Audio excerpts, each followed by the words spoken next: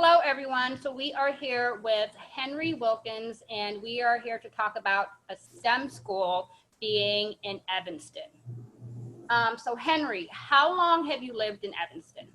So moved to Evanston about 15, almost 16 years. Um, Moved here. I'm originally from Ohio, born and raised, and spent about a year in Dallas, Texas, and then moved here and have been living here ever since. Nice. And do you live in the Fifth Ward? No, so right now, like I said, when we first moved here, we lived in Evanston, south part of Evanston, and more recently, we needed a house, but we wanted to stay in the Evanston school district, so we actually live in Skevinston in Skokie. So Nice. I used to live in Evanston. yeah. Okay. And so other than spending time pushing to make a Fifth Ward school a reality, what do you do professionally? So professionally, I work in corporate finance. My undergrad degree is in business management, kind of a general bachelor's degree, and spent some time in public accounting. So I worked for Ernst & Young for a few years, and then went back to school to study corporate finance, and I've been in that field ever since. Worked for Frito-Lay in Dallas, Texas, also for ST Johnson for 12 years in Racine, Wisconsin. I work for Reynolds Consumer Products in Lake Forest. Okay. And so this is a multi-question. So Sure. do you have kids? If so, where do they attend school? And would you want them to go to a STEM school if it existed? Yes, I love the question. Yes, so I have two kids. My oldest daughter, she's 10, and she is in the fifth grade at Walker Elementary School. And then my son, who's 6 years old, is in the first grade at Walker. And if the school was open today, they absolutely would be going to this, what we think will be a wonderful school. Okay. And what inspired you to embark on this effort to bring a school to the Fifth Ward? Yeah, so for me, the journey started 2.5 years ago. I was actually triggered by learning about the situation at a school board meeting. So there was a gentleman by the name of Bruce King that stood up to the podium during public comments and said, "Hey, now's the time to open a school in the Fifth Ward. We've been wanting a school, and a lot of the problems that we're seeing would go away if we had a school." And my head turned and I looked at the podium and I said, "What is this guy talking about?" And did some research and learned, in fact, that yes, almost 40 years ago now, there was a school in this community, and they closed the school due to desegregation.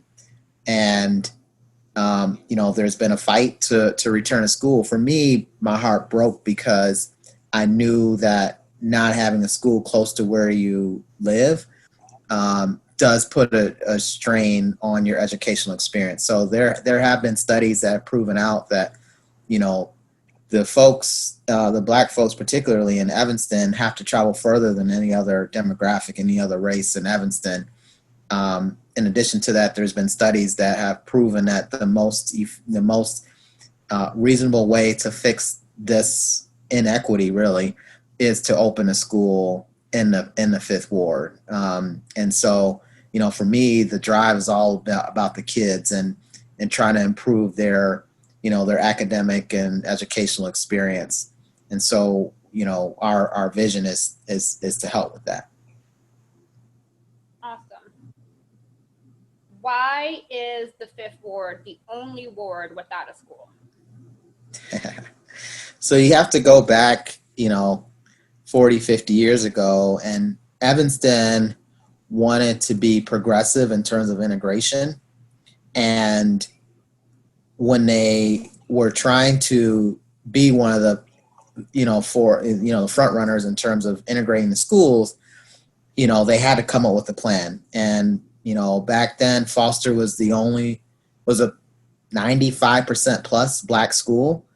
And they said, okay, well, in order to integrate the schools, we have to figure out a way where, Black and whites can go to school together.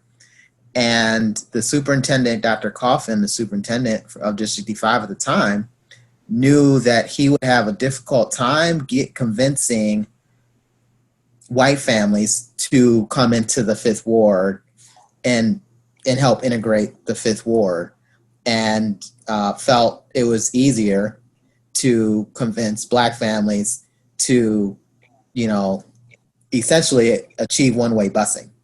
And there's a memo. It's all in the memo. He knew that integrating the schools and forcing all the black folks to do one-way busing was unfair. He knew it from day one. And so I think there was just a lack of, empathy, respect for black folks, in their education, and felt like, okay, I'm going to put all the burden of diversifying the schools on the backs of the black kids. And that's what's been going on for decades. Again, is that, a lot of these neighborhoods there's no pressure on them to integrate the schools. So they have black folks living next to them. It's like, oh, it's convenient to just shut down the all black school and have them, be the ones to integrate the schools across Evanston. How many people have tried to get a school into the Fifth Ward before you, and what happened with that? Yeah, so two pursuits on record for sure. The most recent one is back in 2012. There was a referendum on the ballot. It was a $45 million referendum. $20 million would have went to building a brand new school right next to to Fleetwood Jourdain and what is now Family Focus building. And it fell short. So the referendum, it passed in the Fifth Ward overwhelmingly. So 67% of voters said yes. It passed in the Second Ward and also passed in the Eighth Ward. If you look at the demographics, they're pretty diverse. The referendum took a beating in the Sixth and Seventh Wards, where there's very little people of color representation. And one of the arguments being, hey, if you open the school, you're going to take away the diversity from my kids. So there wasn't, I felt a big pushback to say, hey, it's not fair for you to expect kids to integrate your children's school. The pursuit before that one was the school board actually had a plan to open a kindergarten through third grade school. And I believe it was going to be either or Family Focused. And they had it all figured out.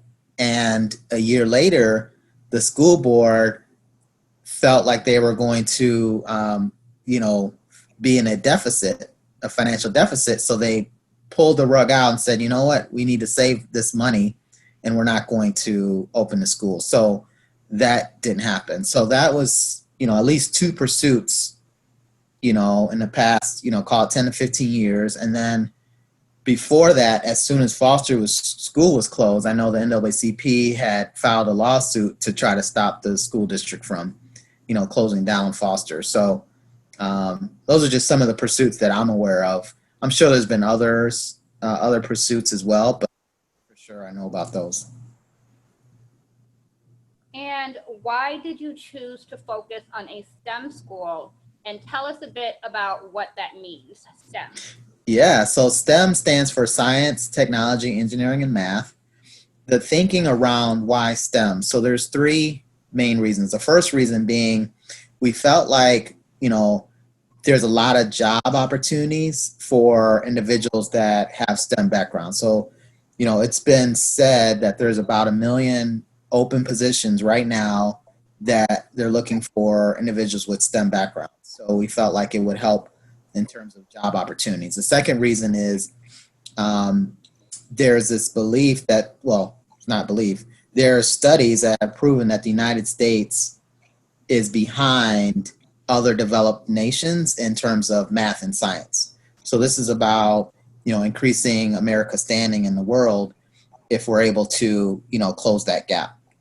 And the third reason why we felt STEM was important, or we felt like it would be attractive, is that STEM provides a lifelong love of learning. So when you're, touching and feeling, hypothesizing in your class, you're engaged, and, kids are engaged. They love to learn. And so we felt like, it would provide a good foundation for kids no matter what they pursue in life. So if they decided not to pursue a STEM, career and wanted to do landscaping, for example, having that foundation would go a long ways for them. So those are the three reasons. Awesome. And you might have touched a little bit on this, but how do you hope that this school would close the opportunity gap that we see so seriously in District 65? Yeah, so just to illuminate that point a little bit more. So we did some studies. We went on the Illinois Report Card website, and we did analysis to understand, what is the opportunity gap across all the schools in District 65.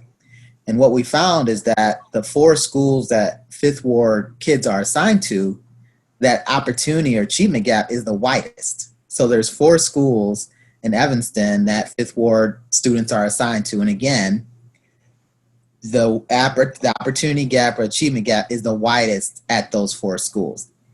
Now you can say, it's the teachers. You could say it's the principal. You could say it's, having to get on a bus. I mean, there's a myriad of reasons of why one might say that gap exists. But one of the things that we're hoping with the school would help with is to make it easier for parents to participate in their kids' educational experience. We know that it's a barrier to participate in plays, to participate in sports, because you have to get on the bus by a certain time. We know it's difficult to attend PTA meetings or parent-teacher conferences when you have to travel a long ways to get to the school at the end of the day. Kids are going into school hungry because they have to get up so early. So they actually have programs in place such as books and breakfast to address, that issue. So, the belief for us about this school is that, again, it would increase parent involvement. We know when parents are more engaged, their academic results improve. We also, the other component of the vision is that it be a community school. So to provide wraparound services, before school, after school, and on weekends. So, programs that are run by Family Focus with Miss Joanne. I mean, having her there to support the kids after school would go a long ways with improving their academic outcomes. So, so that community component is key for the vision. Like I said, when kids are engaged, they're enjoying, learning, their academic outcomes improve. So, those are just some of the things that we believe would happen by opening this STEM community school. And I remember at one time it was going to be a charter school. Is this still the case? No. So we've always from day one wanted it to be a District 65 school. When we met with Dr. Gorin, the former superintendent, we talked about, the idea of opening a Fifth Ward school. And at that time he said, we can't do it because we don't have the capacity to look at it. He said, we need to do a capital referendum. He said, we need to close 1 or 2 schools. We need to put on a list of things to consider for Strategy 2025. And we walked away from the meeting thinking that there was nothing that was going to be done. And so at that time we considered it. So we reached out to several folks in the community to understand, what about a charter school? And we got met with so much resistance that we said, you know what, we're not even trying to talk about who's going to manage a school. Let's just focus on the need for a school and let's get support for that. Our preference is to be a District 65 school. So let's just stay committed, stay focused on that and see where things go. But we do know there's other type of schools that exist. However, the focus right now is it being a District 65 public school. And you spoke about some of the barriers, but if you can elaborate a little bit more on what kinds of barriers have you faced trying to make this happen? Yeah, so I would say, making it a priority. So saying, you know, having the school board, the school administration say, you know what, opening the school is at the top of the list. Um, so number one, it's got to be a priority. Number two, funding. So, when we've met with different school board members, that they all express support for it. And then the follow-up question is, well, how are you going to pay for it? And initially, we pushed back and said, hey, we're just about building community support for this vision. And we don't run the finances. We don't run the books for the school district. So it's your job to figure out how to pay for it. That was our initial reaction and response in the beginning. However, we've taken a new approach. We have to take a new approach in order to avoid some of the shortcomings in the past. And so our belief now is that we're going to have to find a way to show how to pay for the school that isn't going to require a capital referendum, that isn't going to require closing one or two schools. And so we're in the process now of trying to hire a firm to actually come up with ways, proven ways, on how to pay for the school that doesn't put a burden on the taxpayer and wouldn't require closing of a school. And then the other reason too, I'll say, is that it's systemic racism. It was systemic racism on why Foster School was taken away from the community. It's systemic racism that diversity is on the backs of Black and brown kids in Evanston. So I would say that's the third reason. Yeah. And is there opposition in the community to your idea of bringing a STEM school to the Fifth Ward? And if so, is it more from white people or Black people? So in short, we've gotten really positive responses to the idea. There's some level of skepticism on how to pay for it.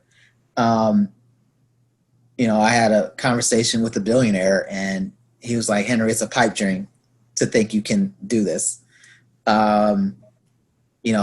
said, you need 4 or 5, billionaire families in Evanston, and I know who they are. You have to find out who they are. You probably need 2 or 3 of them. He's like, my family's one of them. So that was, an example of a conversation. I do hear some concerns around, folks that live in Evanston saying that the property values could go up if you return to school, which is sad because there's almost this fear of any investment being a bad thing. So, like I said, our goal is to find a way to pay for the school that doesn't, require taxes going up. The other thing that we're grappling with and going to continue to try to figure out is, how do you ensure that you're serving the families that you intend to serve? So the Fifth Ward is experiencing gentrification right now. We know that. So, the percentage of Hispanic Latinx is growing. The percentage of, Blacks, African Americans is decreasing. We know that. There's reparations plans now to try to, stop that trend from continuing. And so there's a lot of great work on that. So you'd have to talk to Alderman Simmons about that work, but they're doing a lot of good things over there with that. So, and the folks that had the concerns around, taxes and property values going up are Black folks. And so, we constantly are trying to make sure that, again, that it's not going to cause any, unexpected consequences. I oftentimes show folks the example of King Arts Lab. So King Arts Lab is a magnet school, specializes or, focuses on art. They actually prioritize Fifth Ward families, and it's open to all of Evanston. that attendance model is what we want this school to have, where you prioritize, families in the Fifth Ward, making sure that every family that wants to attend the school has an opportunity to attend, and make it open to all of Evanston. So that's what our thinking is on, making sure that the families that, we want to serve are served. So I wouldn't say, that it's a black or white thing. I mean, we intend also to do more research around that to understand, what are folks thinking, what are they saying. But the folks we've met with, it's all been positive. Now, there probably are a lot of people in the closets of their home, talking negatively about it. I don't know. But we'll find out. We will find out. And in general, which community leaders and members have expressed support for the school? Yeah, so obviously Alderman Ruth Simmons, the late Hecky Powell, the former Alderman Dolores Holmes, everyone.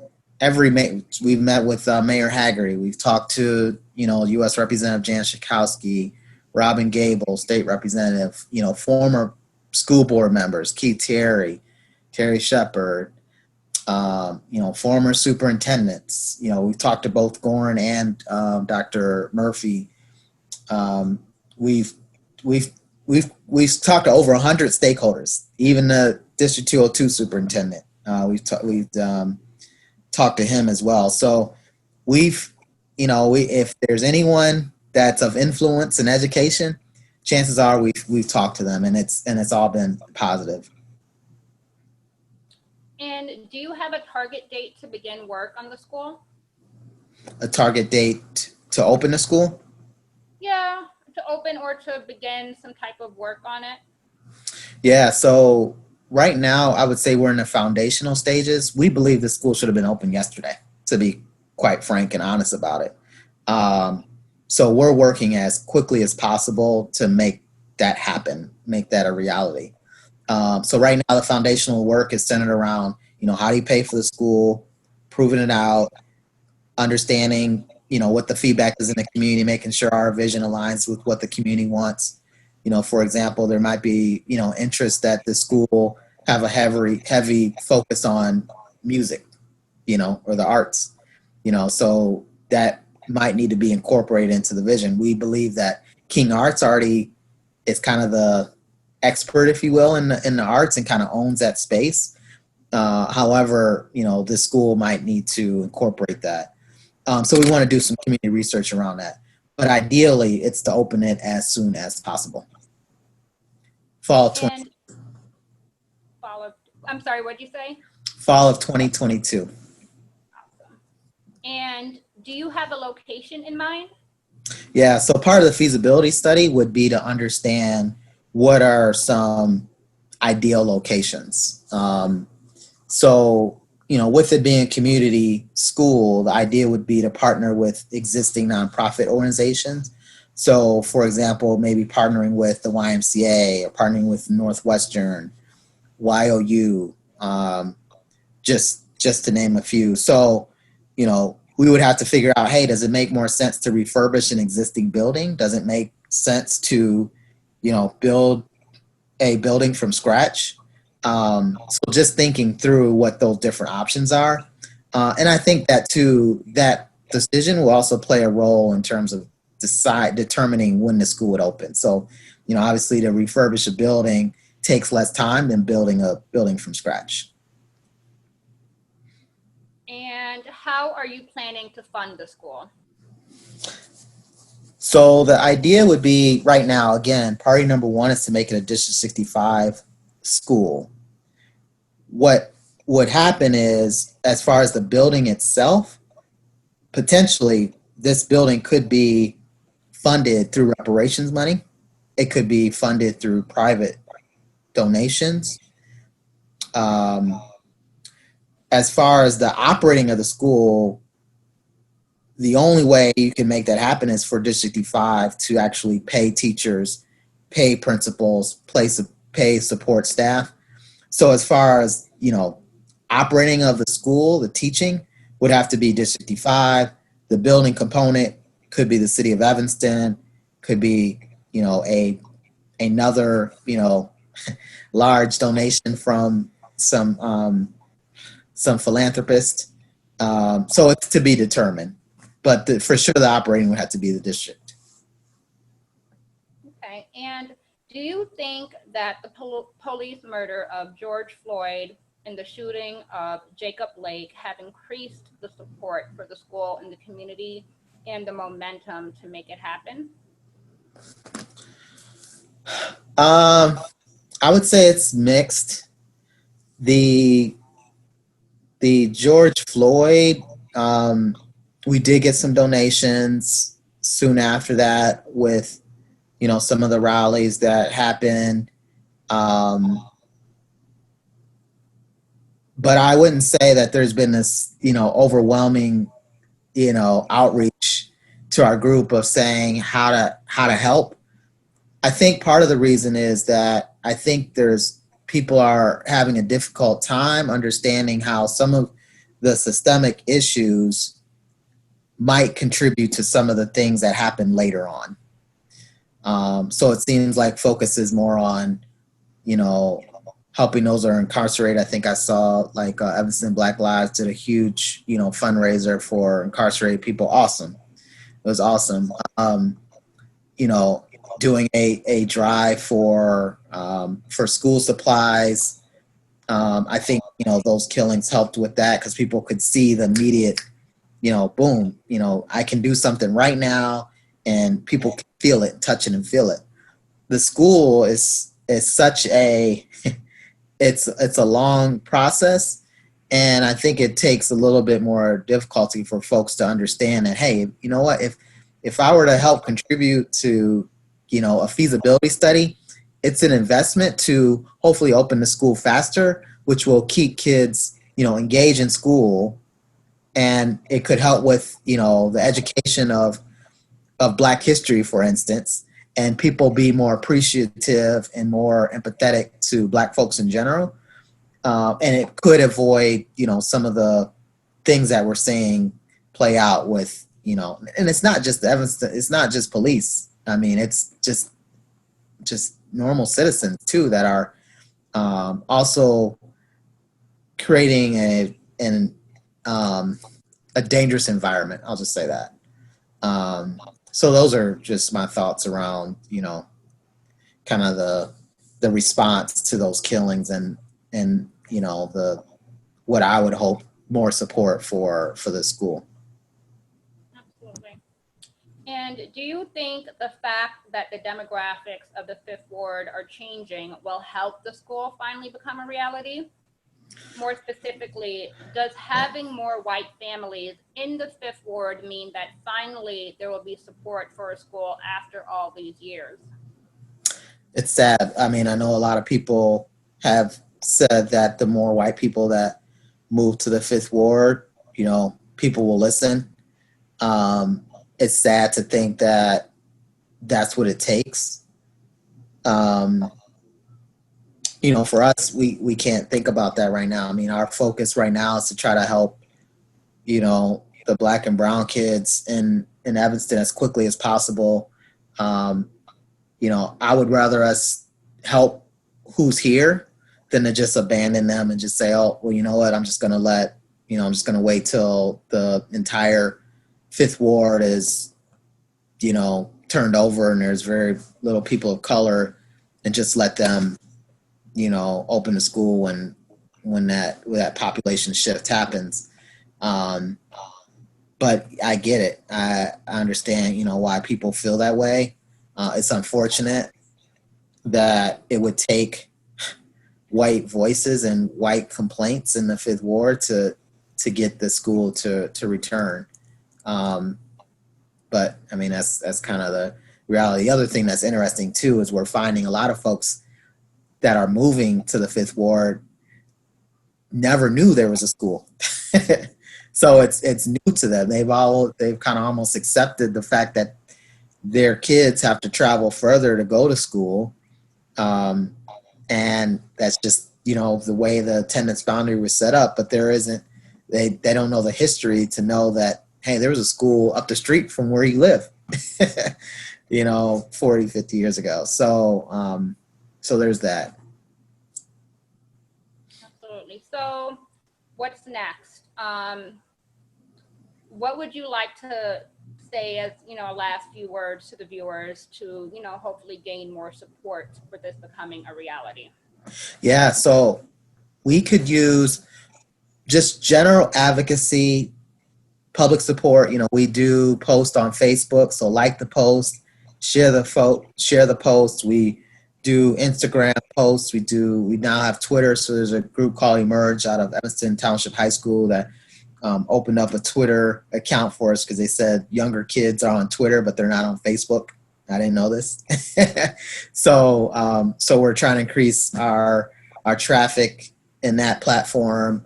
Talk positively about it, helping to spread the word about, this pursuit goes a long way. You never know who you're going to run into, what conversations are going to lead to, to something, another breakthrough for us. Right now, again, the focus is trying to raise money to do the feasibility study. The cost for phase 1 is about $35,000. Some grants are capped at 25. So we're looking at grant. We're looking at high wealth organizations to chip in. The market research, depending on who does it, there's a cost for that. We're looking at some potentially free routes to go. It could be up to $50,000 for that type of community research. So we're exploring all things right now. We don't have that money. So it's seed money. It would be seed money. Once we have the feasibility figured out, making sure the vision aligns to what the community wants, there will be a bigger push. So, that's kind of the next, major phase. I would say right now it's all about the foundational pieces and getting that in order. And then, like I said, just general advocacy, public support for this pursuit will help us.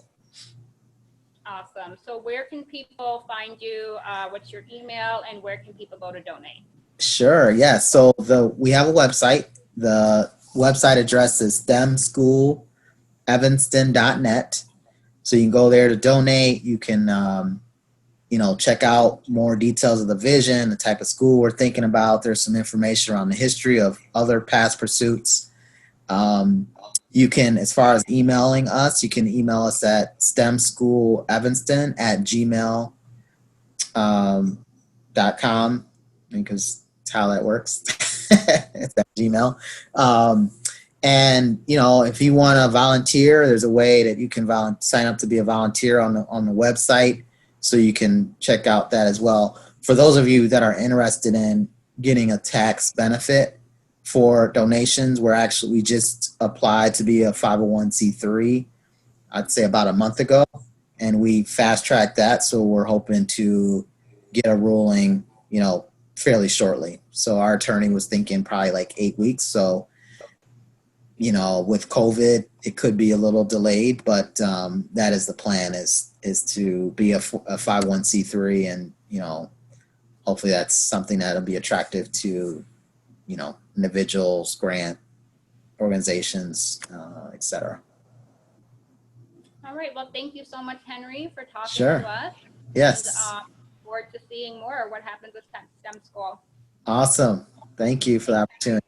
All right. Take care. Talk to you soon. Yeah. Bye.